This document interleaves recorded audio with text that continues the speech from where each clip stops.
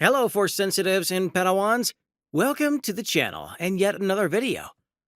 As you know, we discuss the events of the Star Wars universe, so this video, like the others, is going to be quite special and interesting. So let's cut to the chase, shall we? Darth Vader is known to almost never fail his mission. He has the kind of power and determination that takes out the world of failures from the equation. He is all set to overcome any obstacle or opponent that might get in his way. But just because he does not have an obvious weakness, that doesn't mean he does not have one. During his early years as a Sith Lord, he was obsessed with the idea of finding and killing all the remaining Jedi and Force sensitives that survived Order 66. The obsession was apparent, and it was not productive at all. Palpatine was aware of his focus on hunting down Jedis, and even he had to remind him to reset his focus and target his energy in building up the new order rather than wasting his energy and Empire resources in hunting down an enemy that has already been defeated.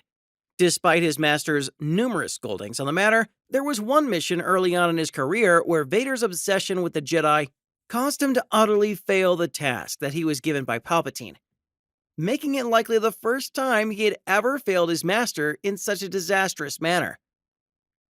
Vader's mission was quite simple: to protect the secret Imperial AT-AT factory on a remote planet and to speed up the production of the new walkers on a nearly daily basis. Vader's mission was quite simple: to protect the secret Imperial AT-AT factory and to speed up the production of the new walkers on nearly a daily basis. The factory was attacked by the natives of the planet, who were always defeated once Vader made his way onto the scene and cut them all down before the natives could get anywhere near the factory walls with their explosives. During these attacks, an Imperial scouting party was sent into the wilderness in an attempt to locate the natives' leader so Vader could hunt them down and end their attacks for good. But the scouting party never returned and was believed dead. Vader reported this to his master. Palpatine started to scold him for wasting the resources of the Empire again on a pointless errand that will cause no good to the Empire. Palpatine told him that all he had to do was to remain at the factory and protect it from the attacks of the natives. It is possible that Palpatine knew that the leader of the natives was a surviving Jedi, and this whole mission was assigned to Vader as a test of his patience from his master. Vader further confirmed this fact to his master when he admitted that he had sensed the powerful presence from a Force user on the planet. Palpatine once again reminded his apprentice to remain at the base no matter the reason, and that his sole mission was to protect the factory, and nothing else. Shortly after the meeting ended, Vader was informed that a member of the scouting party had returned back to base. The surviving scout was gravely wounded, and before he succumbed, he informed Vader that the leader of the natives was indeed a Jedi. Unable to help himself, Vader almost instinctively began to move toward the place where the scouting party was last reported, completely dismissing the Imperial commander's concerns, who demanded the Sith Lord to remain back at the factory. Vader eventually was able to locate the camp set up by the natives. He took out the resisting soldiers on sight, finally confronting the Jedi there. However, the Jedi he fought was only a mere Padawan, with his master making his apparent escape elsewhere on the planet. Taking the Padawan's own lightsaber, Vader executed the Jedi learner the same way he did with Count Dooku, back on the Invisible Hand. As Vader went through the forest in search of the master, he was ambushed numerous times by the natives.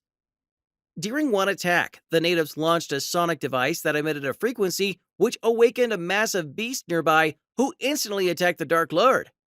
Once it saw him, realizing that his lightsaber was useless against the beast's scales, Vader used the dark side to gain control of the creature's mind, forcing it to obey his will. He rode the creature across the forest. Vader was eventually able to locate the Jedi Master by the next morning, who simply sat at the peak of the mountain. The Jedi Master was making no escape, for that was the trick in order to hasten the Sith Lord's search for him. While Vader began to confront the Jedi Master, the beast on which he rode began to leave him, to which the Jedi noted that he should be more concerned about his leaving ride than with himself, but Vader paid no attention to his comment. Killing the Jedi was the only thing on his mind. Once the duel started, Vader was able to quickly bring down the Jedi Master, disarming him and cutting his lightsaber in half, forcing the Jedi to the ground and to his mercy. Before Vader could give the killing blow, the Jedi took out a second blade from his cane, using it as a surprise attack to disarm the Sith Lord.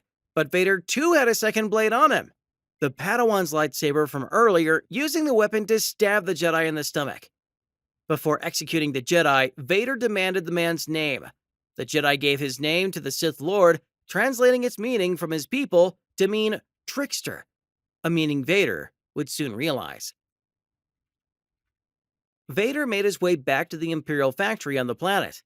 When he arrived, all he saw was rubble from what was once a well-defended factory. As he walked the bodies and remains of the factory, he came upon the same device from earlier, the one that released the frequency which called upon the massive beast.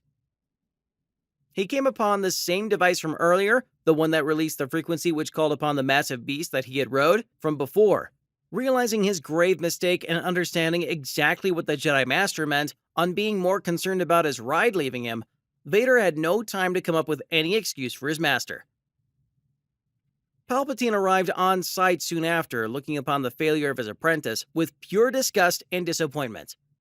No words were needed to be said to get across Palpatine's anger towards his apprentice, with his only words to his apprentice being to meditate on his failure on the planet. Before leaving on his shuttle, and with that Vader was likely isolated on the remote planet for days, if not weeks, as he meditated on his foolishness and being deceived so easily by a Jedi. I personally love this twist in the story, and I hope it had you spellbound too. Share your thoughts in the comments before moving on to the next video on the channel. If you enjoyed this one, don't forget to leave a like, and if you haven't already, do subscribe. May the Force be with you.